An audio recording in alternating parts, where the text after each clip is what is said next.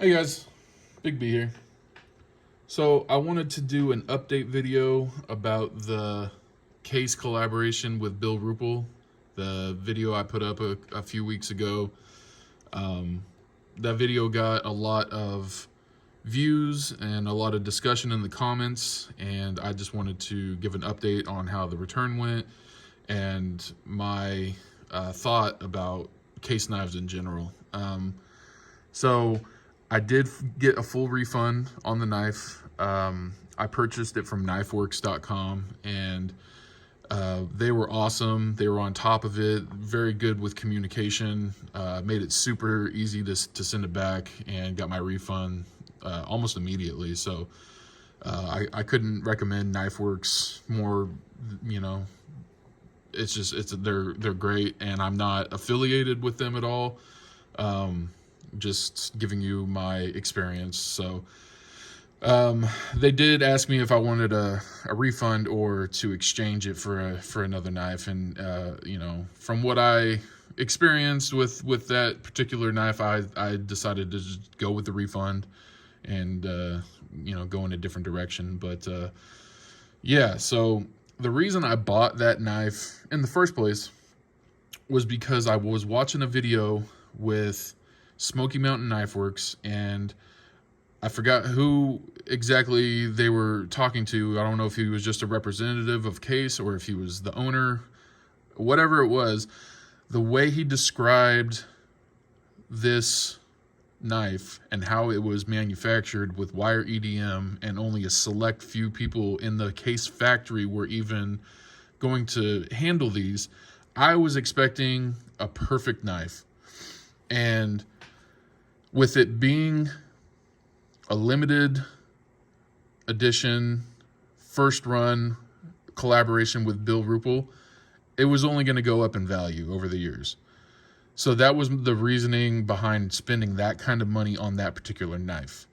Now, I have spent $1,200 on production knives, $1,600 on custom knives. I've spent a lot of money on knives over the years. I've seen a wide variety of different knives. So I didn't buy this knife thinking that it was $530 in materials and craftsmanship. I was buying it simply because it's going to be a very highly collectible case knife. The ones that come out perfect, they're gonna be worth big money, you know, 30 years from now.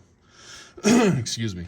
So that's the reason I bought that case. I took the gamble. Luckily, I went through a distributor that was, you know, a good distributor and gave me a refund. That was, you know, that's great. So that's the reason that I went that route and spent that much money on a case knife.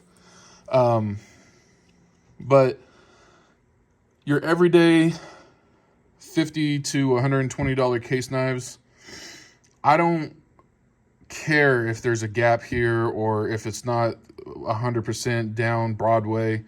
For example, this one right here, this is a 2023, I believe. Let me take a look. 1, 2, 3, 4, 5, 2022. And I just purchased this one like a month ago. And I'm gonna grab my flashlight real quick. Where you at? Flashlight. Where are you? Oh, here we go. All right. So you can see, sorry for flashing you there, but you can see that there's gaps in the liners on this one. And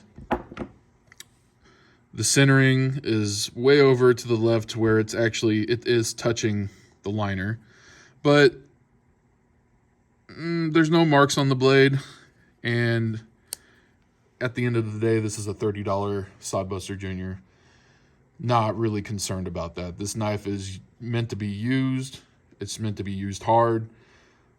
And for $30, I don't care about those couple imperfections. Would I like it to not have gaps and not be touching? Of course. But for $30, I'm not going to lose any sleep over it. So, like this one right here. This is I think 2023. Take a look at the stamp. 1, 2, 3, 4, 5, 6, 7. 2023. This is a large Stockman, and this knife is excellent. It doesn't have any gaps at all. Maybe the slightest little gap right there, but I don't think if I put the flashlight on that you'd see, I don't think you would see any light come through. But all the transitions from the bone to the bolsters is great. It's jigged beautifully. This is just a great example of a case knife, and it's beautiful, and it's got great snap. It's got great action. And this one's in carbon steel. There's the pattern, 6375. And this is a new case production knife, and it's great. So I mean, I'm not going to complain. And this one was like $75, so that's excellent for $75. That's a huge win right there. I love that knife. This one right here I bought in 2015. This is the Slimline Trapper, and it's got very minor gapping. If I put the light on that, you'd probably see through, but again, this is a $35, $40 knife, and I can live with that. So yeah, I'm not going to stop buying case knives. I just wanted to clear that up, but I also kind of wanted to show you guys what I have for case knives. This one right here is really cool. The Oregon Knife Guy, his name's Cam. Some of you guys might follow him here on YouTube. He's also got Instagram. Go check out Oregon Knife Guy. He's an awesome dude. We actually live in the same area, and so we meet up every once in a while. He gifted this one to me, and this one's perfect. There's the model number.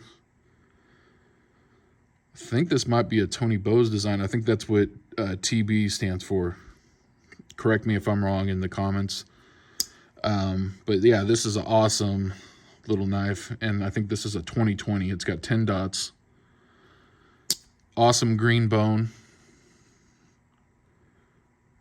with that case emblem. That's really cool. I really dig this one.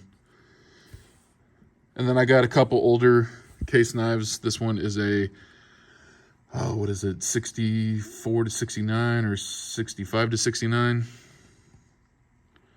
I believe this is called the Small Jack.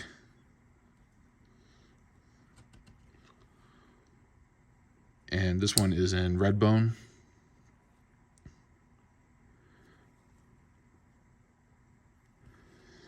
And then this one is a large Texas Jack, and this one is from 1989.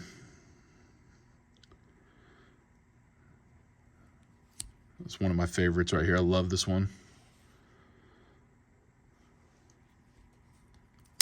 Great snap.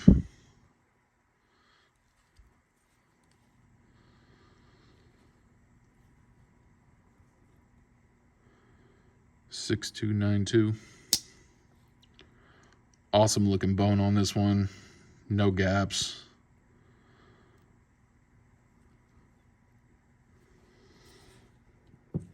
And then I got my case, copper lock with the white smooth bone. Wow, that is dirty. Fingerprint magnet.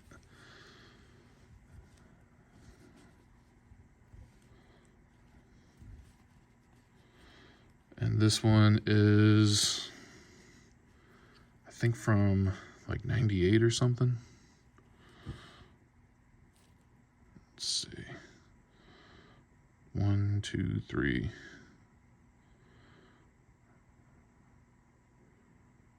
'97? I don't know. Something like that. Beautiful knife. And so that's pretty much what I have for case knives in my collection so far.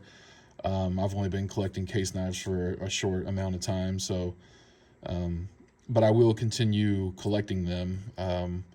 Oh yeah, I did. I bought my best friend. I bought him a Sodbuster Junior in amber bone, and it was really gritty and it had some gaps. That one was a little bit more expensive because of, you know, it being bone and all, but that one I was a little kind of disappointed in, but at the same time, you know, like I said, it's a, you know, $70-$80 knife, whatever. Not that big of a deal. Would I like it to be perfect? Of course. But yeah, that's pretty much it. I just wanted to kind of let you guys know how that return went.